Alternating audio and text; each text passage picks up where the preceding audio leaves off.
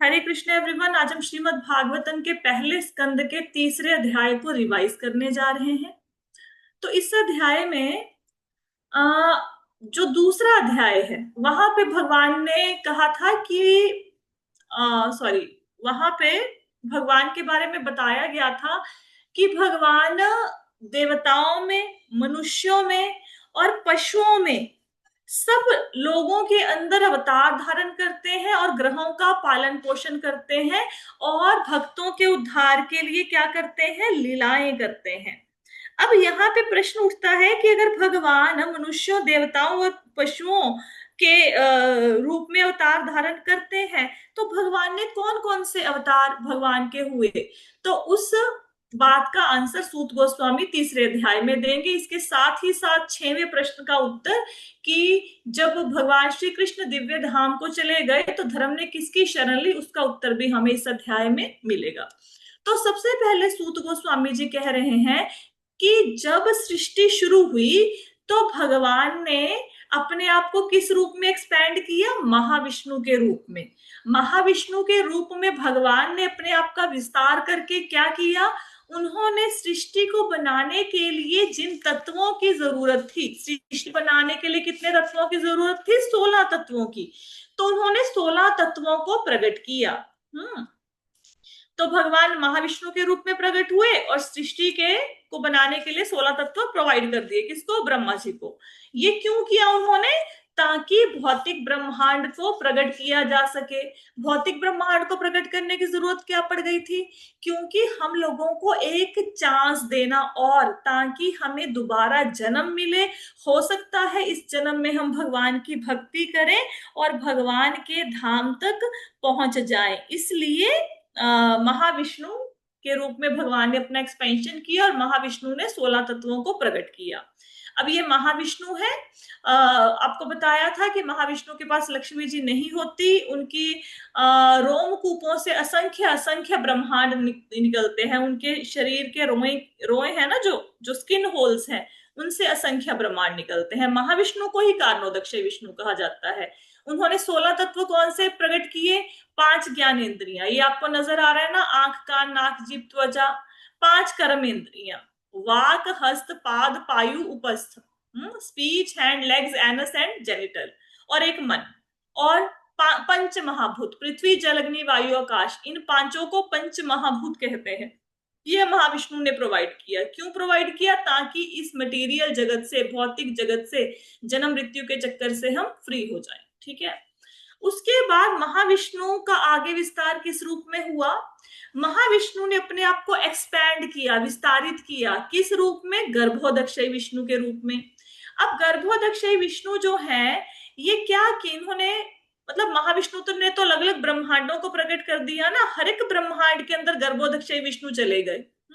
तो गर्भोदक्षय विष्णु अनेक हैं, हर एक ब्रह्मांड का अपना अपना गर्भोदक्षय विष्णु है। अब इनके पास लक्ष्मी जी भी है और इनकी नाभि से, इनके नेवल से कमल का फूल निकलता है जहां पे ब्रह्मा जी विराजमान है। ये सारे ब्रह्मांडों में चले गए। अब उनकी इच्छा हुई कि मुझे इस ब्रह्मांड में थोड़ा आराम करना है, तो वहां पे कुछ था ही नहीं। तो उन्होंने सारे ब्रह्मांड को आधा जल से भर दिया अपने पसीने की बूंदों से। उस सागर को कहते हैं गर्भोदक सागर। अब गर्भोदक, अच्छा, ऐसा माना जाता है कि ऊपर से लेके नीचे तक जितने 14 लोक हैं, पृथ्वी के ऊपर 6 लोक हैं, पृथ्वी के नीचे 7 लोक हैं।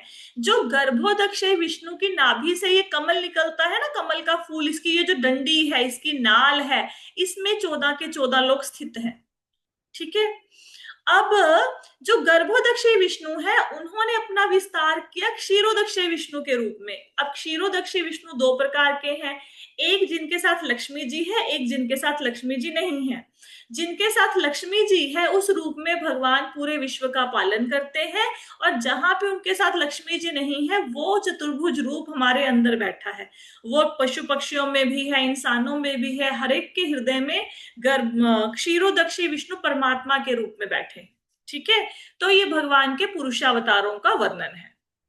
फिर आ, यहाँ पे तीसरे चौथे श्लोक में क्या बताया गया है, तीसरे श्लोक में ये बताया गया है कि भगवान का जो विराट रूप है, ठीक है, एक्चुअल में भगवान का रूप विराट रूप वाला नहीं है, भगवान का रूप तो श्याम सुंदर वाला है ना।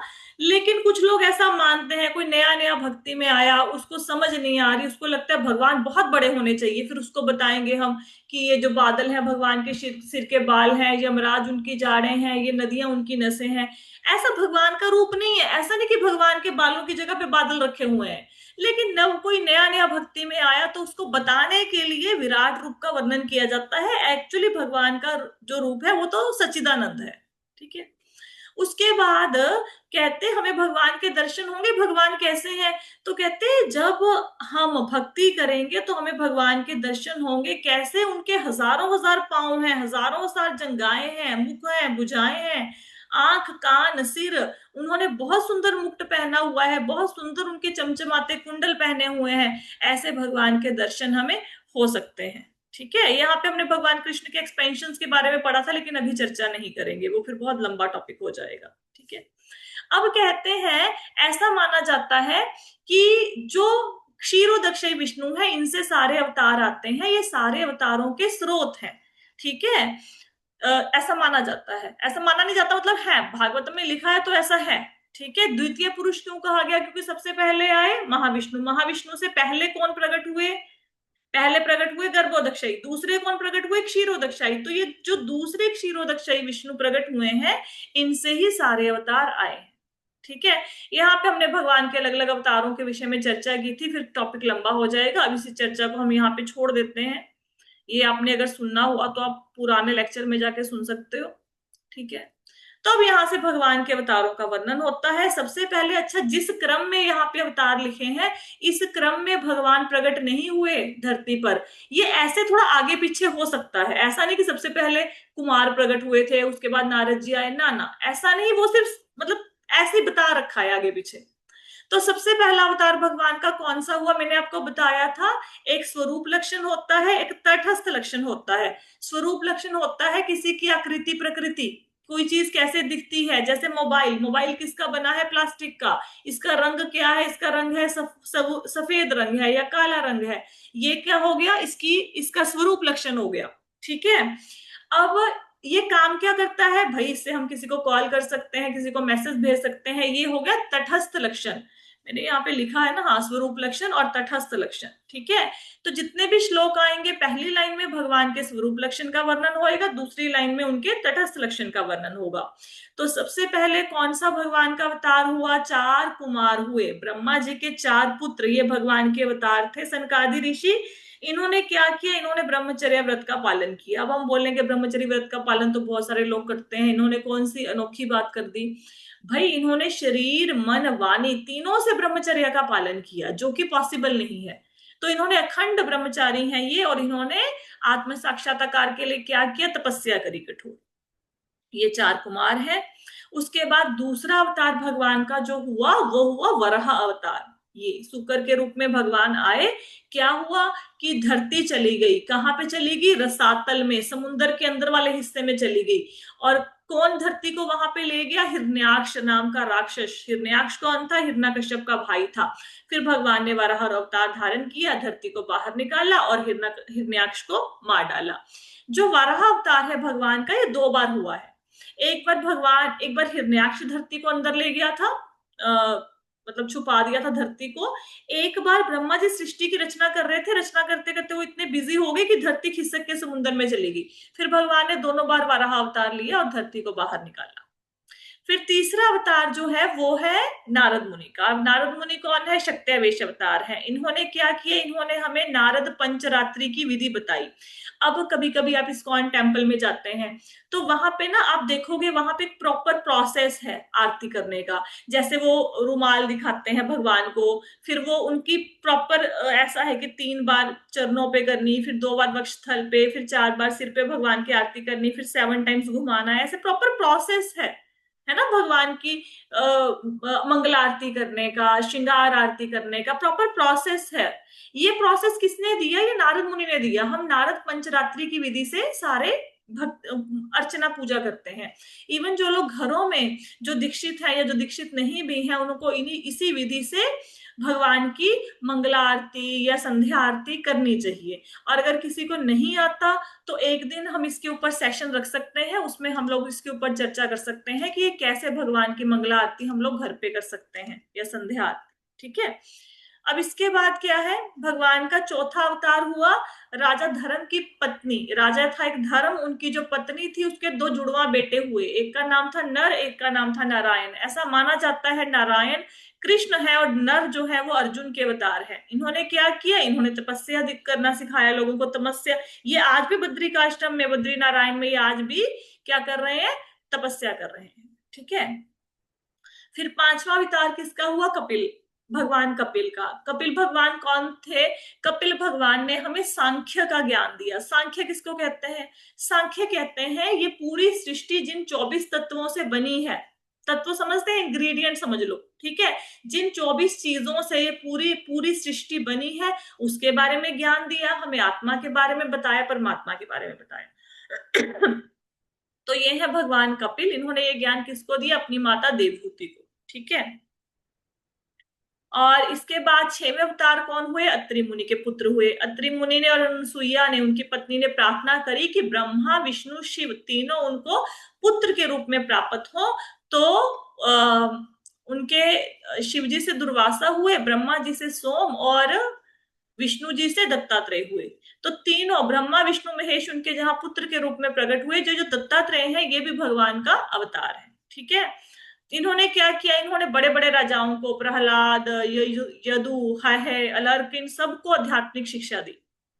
बहुत सुंदर सुंदर पुराणों में हमारे कथाएं मिलती हैं दत्तात्रेय जी के बारे में, बहुत ही सुंदर। और सातवें अवतार कौन है, रुचि प्रजापति थे और उनकी पत्नी थी आकुति। ठीक है। उनके पुत्र के रूप में प्रकट हुए माता भगवान। जी, हाँ जी। एक मिनट, ये जो तीन थे इनमें से सिर्फ दत्तात्रेय ही भगवान के अवतार थे?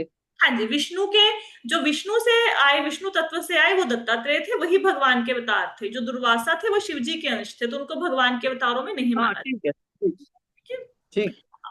तो सातवां अवतार हुआ, भगवान यज्ञ के रूप में प्रकट हुए। पिता का नाम रुचि, माता का नाम आकुति। जिस समय, उस समय मनु की पोस्ट खाली थी, तो कोई ऐसा व्यक्ति नहीं था जिसको उस जगह पे स्थापित किया जाए। कि बार होता है ना, कोई वैकेंसी होती है सरकारी डिपार्टमेंट में, तो बंदा ही नहीं मिलता जो उस वैकेंसी को भर सके, है ना। तो उस समय फिर भगवान खुद जाकर उस वैकेंसी को भरते हैं।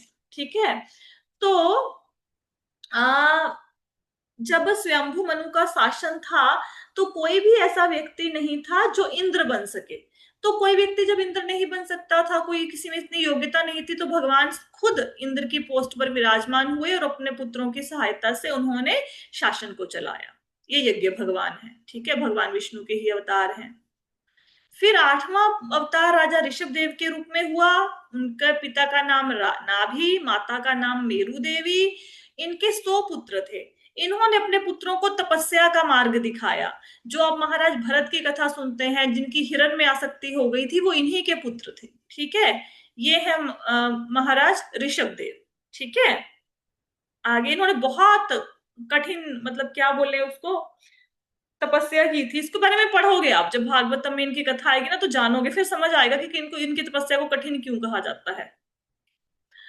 फिर नौवे अवतार थे राजा पृथु। राजा पृथु से पहले उनके जो पिता थे वेन, वो बड़े एक बुरे राजा थे। और उनको ब्राह्मणों ने हुंकार से मार डाला था। सिर्फ मुंह से एक शब्द निकाला, वो राजा मर गया। तो फिर कोई था नहीं जो उनका उनकी जगह पे राजा बन सके, क्योंकि राजा का बेटा ही राजा बनता है, बेटा बेन के कोई था नहीं। तो उसके मरे हुए शरीर की चर्निंग की गई, उसको मथा गया। तो उस मरे हुए शरीर में से पृथु महाराज और अर्ची देवी प्रकट हुए। पृथु महाराज जो थे विष्णु तत्व थे और अर्ची थी वो लक्ष्मी जी का अवतार थी। दोनों की शादी हुई और इन्होंने क्या किया, इन्होंने पृथ्वी को समतल बनाया, उबड़ खाबड़ जमीन को समतल बनाया और पृथ्वी से बहुत अच्छे अच्छे खनिजों को, उत्पादों को ढूंढ निकाला और पृथ्वी बहुत सुंदर बन गई इनके समय में। ये महाराज पृथु और अर्ची हैं और राजा वेन ये देखो मरे पड़े हैं नीचे। ठीक है। उनकी बॉडी से निकले हैं ये, उनकी जंघा से निकले थे। फिर उसके बाद भगवान मत्स्य अवतार के रूप में प्रकट हुए। ठीक है। एक राजा था सत्यव्रत, वो भगवान का भक्त था। यही सत्यव्रत राजा आगे चल के मनु बना। ठीक है। तो भगवान इस काल में प्रकट हुए, ये मत्स्य अवतार के रूप में प्रकट हुए। तो संसार में प्रलय आ गया था, तो इन्होंने सत्यव्रत राजा को उस प्रलय के जल से बाहर निकाला और उनको ज्ञान दिया। मत्स्य अवतार के बारे में कथाएं आपने पढ़ी होंगी, ठीक है। उसके बाद 11वां अवतार कच्छप के रूप में भगवान का हुआ। क्या हुआ, देवता राक्षसों में युद्ध हो गया, हाँ, और देवता हार गए। भगवान ने बोला कि अब तुम्हारी शक्ति चलेगी, तुम ऐसा करो, समुद्र का मंथन करो और उससे तुम्हें अमृत मिलेगा, फिर देवता अपनी शक्ति को प्राप्त कर लेंगे दोबारा से। तो समुद्र का मंथन हुआ। तो जब मंथन के लिए पर्वत को मधानी के रूप में प्रयोग किया गया तो पर्वत नीचे नीचे धंसने लगा। तो फिर भगवान कच्छप के रूप में उस मंदराचल पर्वत के आधार बने। ये भगवान का कच्छप अवतार है, कूर्मा अवतार है। इसके बाद 12वें अवतार धन्वंतरी के रूप में हुए। धन्वंतरी कौन है, ये देवताओं के आयुर्वेदिक डॉक्टर हैं, इन्होंने हमें आयुर्वेद का ज्ञान दिया है, ठीक है। धन्वंतरी ही अमृत का कलश बाहर लेके आए थे, ठीक है। नहीं, धन्वंतरी लेके आए थे, आई थिंक सो, देखना पड़ेगा, धन्वंतरी ही है। 13वें अवतार कौन सा हुआ, भगवान का मोहिनी का। अब अमृत आ गया, राक्षस लेके भाग गए, देवता देखने लग गए कि भाई हम क्या करें। तो भगवान ने मोहिनी का रूप धारण करके देवताओं को अमृत पिलाया, राक्षसों को अमृत नहीं पिलाया। फिर उसके बाद कौन सा अवतार हुआ भगवान का, नरसिंह अवतार। हिरण्यकश्यप एक राक्षस था, बहुत बलशाली था। हिरण्यकश्यप को मारने के लिए, क्योंकि वो अपने बेटे प्रहलाद को, जो भगवान विष्णु का भक्त था, उसको बहुत दुख देता था, तो उसके लिए भगवान ने नरसिंह अवतार धारण किया। आधा शेर का आधा इंसान का शरीर धारण करके भगवान ने उसे अपने नाखूनों से मार डाला। वो बहुत बलशाली राजा था, सारे लोग उससे डरते थे। नरसिंह देव के ऊपर अभी एक मूवी भी आ रही है, इट्स अ वेरी मतलब वेरी गुड मूवी। और ये बिल्कुल जैसे आजकल की मूवीज में क्या होता है कि हमें बातों को तोड़ मरोड़ कर प्रस्तुत किया जाता है, शास्त्रों के ऊपर बेस्ड मूवीज नहीं बनती हैं। जो एक्चुअल में घटनाएं हुई थी, उन वास्तविक घटनाओं के ऊपर मूवीज नहीं बनती है, तथ्यों को तोड़ मरोड़ कर प्रस्तुत किया जाता है। लेकिन एनिमेटेड मूवी है ये, नरसिंह देव भगवान के ऊपर। आप सब लोग देख के आना, ठीक है, और इस मूवी को जरूर देखने जाना चाहिए। क्योंकि देखो, कोई बंदा ना ऐसी कोई मूवी बनाता है किसी प्रमाणिक संस्था के अंडर, उनकी गाइडेंस में, शास्त्रों का अध्ययन करके, अगर हम नहीं देखेंगे तो लोग फ्यूचर में ऐसी मूवीज नहीं बनाएंगे। तो ये रिलीज होने वाली है, आप सब इसको देख के आना, ठीक है। नेक्स्ट, 15वें अवतार में क्या हुआ, भगवान ने वामन देव का रूप धारण किया। और भगवान कहाँ गए, बलि महाराज के यज्ञ में गए। बलि महाराज यज्ञ कर रहे थे, वामन देव ने उनसे 3 पैर भूमि मांगी और उन्होंने एक पैर में सारी पृथ्वी नाप ली, एक पैर में सारा स्वर्ग। फिर बलि महाराज को बोला तीसरा पैर कहाँ रखूं। बलि महाराज कहते मेरे सिर पे रखिए। और वामन देव उनसे प्रसन्न हुए, उनको पता, उनको कौन किसका राज्य बनाया, नीचे चौथा लोक है शायद, मेरे को पढ़ के बताना पड़ेगा। उनको नीचे जो लोक है उनमें से एक लोक का राजा बनाया, और आने वाले समय में वो इंद्र के पद पर विराजमान होंगे बलि महाराज। ये वामन देव भगवान। पताल नहीं था, पताल लोग, शायद पताल।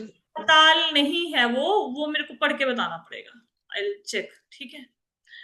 उसके बाद भगवान ने 16वां अवतार लिया परशुराम का अवतार लेके इन्होंने 21 बार पूरी धरती से राजाओं को खत्म कर दिया। क्यों मारा इतने राजाओं को, उनके खून की नदियां बहने लगी, इसलिए मारा क्योंकि राजा अधर्मी हो गए थे, वो अपने मनमाने ढंग से शासन चलाने लगे थे, ठीक है। वो ब्राह्मणों की बात नहीं मानते थे, तो इसलिए परशुराम जी ने जब राजा धर्मी हो गए तो सारे राजाओं को मार डाला, क्षत्रियों का संहार किया।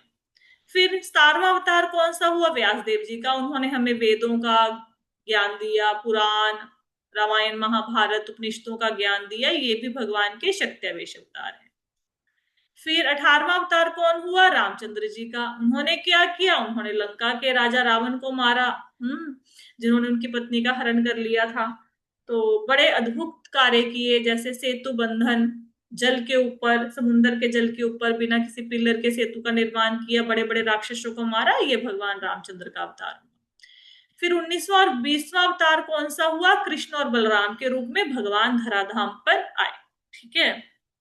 उसके बाद क्या हुआ, कहते अभी जो आएगा समय, क्योंकि श्रीमद् भागवतम 5000 साल पहले लिखी गई, और जो महात्मा बुद्ध है ये 2600 साल पहले आए थे। लेकिन श्रीमद् भागवतम में पहले से भविष्यवाणी हो गई थी 5000 साल पहले कि भगवान प्रकट होंगे। उनका नाम बुद्ध होगा, वो अंजना के पुत्र होंगे, गया नाम की जगह पे, गया नाम के प्रांत में प्रकट होंगे। तो महात्मा बुद्ध का अवतार हुआ, इन्होंने संसार को अहिंसा का पाठ पढ़ाया। क्यों? क्योंकि उस समय भगवान ने अहिंसा का मार्ग क्यों लोगों को सिखाया? क्योंकि लोगों ने पशुओं को मारना शुरू कर दिया, मांसाहार मांस खाने के लिए पशुओं का उन्होंने निर्दोष पशुओं की बलि देनी शुरू कर दी। इसलिए महात्मा बुद्ध ने क्या किया? उन्होंने अहिंसा का मार्ग लोगों को दिखाया। फिर भगवान का एक अवतार और होगा, कौन सा? कल की अवतार होगा। ठीक है, वो विष्णु यशा के पुत्र होंगे। ये अवतार अभी होगा, घोड़े पर सवार होंगे, उनके हाथ में तलवार होगी। जब सारे राजा मतलब लुटेरे बन चुके होंगे धरती पे, बहुत ज्यादा कलयुग का समय आ जाएगा, तो भगवान कल की अवतार के रूप में जन्म लेंगे। संभल नाम के गांव में भगवान का अवतार होगा। कब होगा? आज से 4,27,000 सालों के बाद। ठीक है। फिर आगे कहते हैं कि एक मिनट, हाँ, कहते ये ऐसा नहीं है कि इतने ही भगवान के अवतार हैं, इसके सिवाय भी भगवान के बहुत सारे अवतार हैं। जैसे एक कोई सरोवर हो, उससे कितने झरने निकलते हैं? असंख्य झरने। तो ऐसे भगवान के असंख्य अवतार हैं। तो ये ऐसा नहीं कि ये 22 अवतार जिनका वर्णन है यही भगवान के अवतार हैं। फिर 27वें श्लोक में बताया जितने ऋषि मनु देवता हैं, ये सारे भगवान के या तो अंश है या अंशों के अंश है। अंशों के अंशों को क्लाइ कहा जाता है। ठीक है। तो इसमें प्रजापति भी आते हैं। प्रजापति कौन होते हैं? जो जब सृष्टि की रचना होती है तो जनसंख्या बढ़ाने का काम करते हैं प्रजापति। ठीक है। आगे क्या कहा गया? श्लोक का बहुत इंपॉर्टेंट था, इसके ऊपर एक दिन पूरा दिन लगाया था चर्चा करने के लिए कि ऊपर जितने भी अवतारों का वर्णन हुआ या तो भगवान के वो अंश है या अंशों के अंश है, लेकिन कृष्ण अवतार नहीं है। ऐसा नहीं कि भगवान विष्णु से कृष्ण आए हैं, कृष्ण अवतारी हैं। भगवान कृष्ण से सारे अवतार आते हैं, वो अवतारी हैं, वो अवतार नहीं है। ठीक है। और जब भगवान का कृष्ण के रूप में अवतार होता है तो सारे अवतार उस समय भगवान की बॉडी के अंदर समा जाते हैं। जैसे जब भगवान कृष्ण का अवतार हुआ उस समय उन्होंने जितने भी राक्षसों को मारा, पूतना, अघासुर, बकासुर, हाँ, इन सब राक्षसों को कौन मार रहा था? किसने मारा इन राक्षसों को? बताओ। भगवान कृष्ण। भगवान कृष्ण के अंदर जो विष्णु भगवान थे उन्होंने इन राक्षसों को मारा। ठीक है। भगवान कृष्ण मस्त रहते हैं अपना, वो रास रचाते हैं, गैया चराते हैं, ग्वाल बालों के साथ खेलते हैं। तो भगवान कृष्ण के अंदर जो विष्णु, मैंने बताया ना कि जब भगवान कृष्ण का अवतार होता है तो सारे अवतार उनके शरीर के अंदर समाये होते हैं। तो भगवान कृष्ण के अंदर जो विष्णु भगवान थे उन्होंने सारे राक्षसों को मारा। राइट। ये आपको पता लगेगा जब आप चैतन्य चरितमृत पढ़ोगे। आगे कहते हैं अगर कोई भगवान के अवतारों का सुबह शाम पाठ करता है उसको क्या फल मिलेगा? वो सारे दुखों से छूट जाएगा। नेक्स्ट है, कहते हैं कि कुछ लोग ऐसा सोचते हैं कि भगवान क्या है? भगवान मतलब बहुत उनके विराट रूप की धारणा करते हैं। कुछ लोग ये सोचते हैं, अगर किसी को बोलो जो लोग ऐसे कैटेगरी के होते हैं उनको लगता है भगवान क्या है? भगवान का रूप बहुत विराट है। ठीक है, कुछ ऐसा सोचते हैं। लेकिन कुछ लोग क्या सोचते हैं कि भगवान का रूप क्या है? भगवान का रूप बहुत सूक्ष्म है, वो दिखते नहीं है। कुछ लोग ऐसा सोचते हैं। लेकिन भगवान का रूप ना ही तो ऐसा विराट वाला रूप है, ना ही इतना सूक्ष्म रूप है भगवान का। तो जो हम भगवान कृष्ण का रूप देखते हैं ना, वो जो भगवान ने हाथ में मुरली पकड़ी हुई है, मोर मुकुट धारण किया है, एक्चुअल में भगवान का वही रूप है। ठीक है। जैसे हमने बताया था यहाँ पे कि हम लोग कहते हैं आकाश कहाँ है? नीला है। आकाश कहाँ है? सिर के ऊपर है। लेकिन आकाश तो हर जगह पे है। हम बादलों को आकाश कहना शुरू कर देते हैं, वायु को हम देख नहीं सकते, लेकिन जब आंधी उड़ती है तो मिट्टी के कणों को हम वायु कहना शुरू कर देते हैं। तो हम भगवान के विषय में ऐसा सोचते हैं, लेकिन भगवान का रूप ऐसा नहीं है विराट या सूक्ष्म। भगवान का रूप तो सच्चिदानंद रूप है। ठीक है। आगे क्या है कि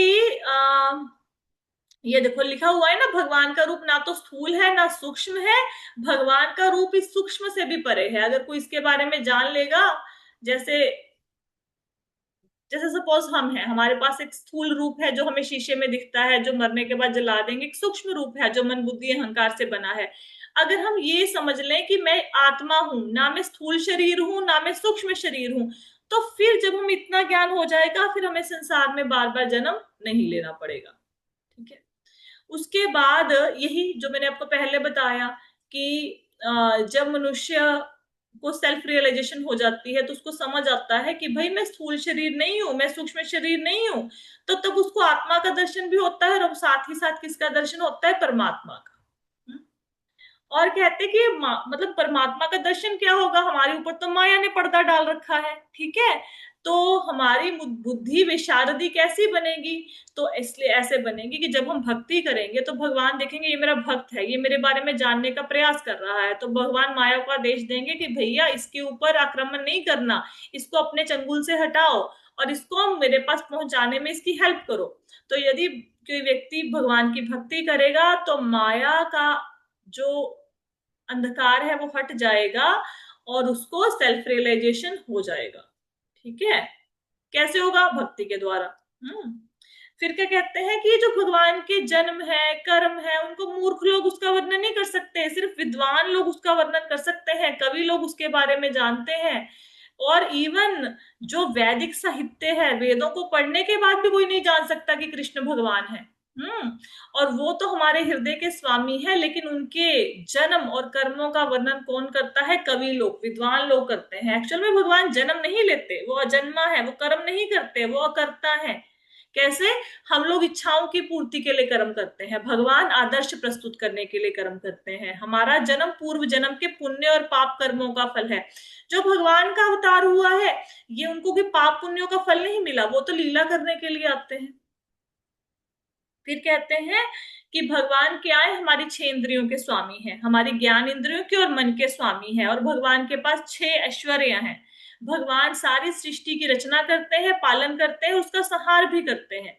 वो सारे जीवों के अंदर है, लेकिन वो इंडिपेंडेंट है, स्वतंत्र है। ठीक है, फिर क्या बताया गया नेक्स्ट श्लोक में कि जो मूर्ख लोग होते हैं वो भगवान के रूप, नाम, कर्मों को जान नहीं सकते, क्योंकि भगवान ऐसे काम कर रहे होते हैं जैसे किसी नाटक में कोई रोल प्ले कर रहा हो। आप कोई मूवी देख रहे हैं, तो मूवी देखते हो आप थिएटर में बैठे हैं, तो जब हीरो को हम हीरो को क्या बोलते हैं? मार मार मार, विलेन को मार, ये बहुत बुरा है। तो क्या सच में वो विलेन को पीट रहा है? नहीं, वो तो वहां पे नाटक कर रहा है। तो मूर्ख लोग भगवान को नहीं जान पाते, क्योंकि भगवान जहां पे जब लीला करते हैं तो लोग उनको साधारण मनुष्य ही समझते हैं, जैसे दुर्योधन को लगा ये कोई जादू करने वाला ग्वाला है ना। तो जो भक्त हैं, भक्त ही भगवान के रूप, नाम, कर्मों के विषय में जान सकते हैं। मूर्ख लोग तो सिर्फ भगवान के बारे में डिबेट करते हैं, फालतू की बहस करते हैं। ठीक है, फिर क्या बताया कि हमें जो भगवान की सेवा करता है, कैसे? अनुकूल भाव से, जैसा भाव भगवान चाहते हैं वैसी सेवा। ठीक है, अगर भगवान कहते हैं, कह रहे हैं मुझे शुद्ध शाकाहारी भोजन चाहिए, साथ में तुलसी पत्र डाल के चाहिए, तो होगी अनुकूल सेवा। कोई बंदा बोले मैं नीम का पत्ता लाके डालूंगा, वो अनुकूल सेवा नहीं हुई। तो जो भगवान की सेवा, जिन्होंने हाथ में रथ का चक्र धारण किया हुआ है, उस भगवान की अनुकूल सेवा करते हैं, वही भगवान की महिमा को सनम समझ सकते हैं। फिर नेक्स्ट श्लोक में क्या बताया गया कि अगर हम भगवान के विषय में प्रश्न करेंगे, भगवान की कथाओं को सुनेंगे, तो उससे क्या होगा? हमारे मन में भगवान के प्रति प्रेम उत्पन्न होगा, और हम जन्म मृत्यु के चक्कर से 100% गारंटी है कि हम बच जाएंगे। फिर हमारा ग्लोरिफिकेशन स्टार्ट हुआ श्रीमद् भागवतम का, कि श्रीमद् भागवतम क्या है? भगवान का साहित्य अवतार है। किसने इसको लिखा? वेद व्यास जी ने। और क्या है? इससे क्या होगा? सब लोगों का कल्याण होगा। ठीक है, और ये आनंद देने वाला है, अपने आप में कंप्लीट ग्रंथ है जो आपको भगवान के धाम तक लेके जा सकता है। ठीक है, तो इसको सुनने से क्या होगा? भगवान के पास पहुंच जाओगे आप। फिर क्या बताया कि इसको सबसे पहले व्यासदेव जी ने किसको प्रोवाइड किया? अपने बेटे को, सुखदेव गोस्वामी को ये वाला ज्ञान दिया। ठीक है, और फिर जो सुखदेव गोस्वामी है, उन्होंने भागवतम का ज्ञान किसको दिया? परीक्षित महाराज को। क्यों? क्योंकि उनकी 7 दिन के अंदर मृत्यु होने वाली थी, और उन्होंने पूछा कि मरनासन व्यक्ति को क्या करना चाहिए जो मरने वाला है? सुखदेव गोस्वामी ने बोला भगवान की कथाएं सुननी चाहिए। तो उन्होंने परीक्षित महाराज को श्रीमद् भागवतम सुनाई। ठीक है, फिर क्या बताया कि जो ज्ञान है ना, सूर्य के समान तेजस्वी है। जैसे किसी रूम में करोड़ों सालों से अंधेरा है, एक बल्ब जलाओ, अंधेरा खत्म। हमारे हृदय के अंदर चाहे करोड़ों जन्मों से अंधेरा हो, जैसे ही श्रीमद् भागवतम का प्रकाश हमारे हृदय में उत्पन्न होगा, सारा ज्ञान खत्म हो जाएगा। और जो कलयुग के लोग हैं, जो सिर्फ शरीर की देखरेख करने में लगे हुए हैं, आत्मा परमात्मा की कोई नॉलेज नहीं है, उनके लिए ये ज्ञान मुक्ति का एकमात्र साधन है, श्रीमद् भागवतम। फिर क्या बताया कि सुखदेव गोस्वामी जी, सॉरी, सूत गोस्वामी कह रहे हैं कि जो श्रीमद् भागवतम का ग्रंथ है, ये मैं आप लोगों को सुनाऊंगा। कैसे सुनाऊंगा? जैसे मैंने सुखदेव गोस्वामी से सुना, एज इट इज सुनाऊंगा, मन मर्जी से अपनी व्याख्या नहीं करूंगा। मैंने उनसे सुना श्रीमद् भागवतम और उसको आत्मसात भी किया, मतलब अपने हृदय में धारण भी किया, उसको जीवन में उतारा भी। अब मैं वो श्रीमद् भागवतम आप लोगों को सुनाने जा रहा हूं। तो सूत गोस्वामी ने यहाँ पे श्रीमद् भागवतम को सुनाने की ऋषियों के सामने इच्छा प्रकट करी। कैसा, कैसे सुनाएंगे? यथाधीतम यथामति, मतलब जैसा सुना वैसे ही, ठीक है, वैसे ही सुनाएंगे, एज इट इज। राइट, अब कल से वो श्रीमद् भागवतम की एक्चुअल कथा स्टार्ट होएगी। ठीक है, ये उनकी भूमिका थी 3 चैप्टर्स में। किसी का कोई प्रश्न है? मैं थोड़ा सा आज फास्ट चल रही थी क्योंकि हम लोगों ने 44 श्लोक कवर करने थे। श्रीमद् भागवतम की यही ब्यूटी है, आप इसको एक चैप्टर के ऊपर आप पूरा साल, 4 साल भी लगा सकते हो, और आप चाहो तो इसको 30-40 मिनट में इसका सारांश भी दे सकते हो। ठीक है, कोई क्वेश्चन नहीं है? माता ठीक जी है। वो करवा देना, आरती का जो मेंशन किया ना आपने, वो भी हाँ, करवा देना, एक दिन सेशन लगा ओके, देना। वो किसी दिन करते हैं, बिल्कुल ठीक है। राइट, और कोई प्रश्न नहीं है? श्रील प्रभुपाद की जय, श्रीमद् भागवतम की जय। हरे कृष्ण।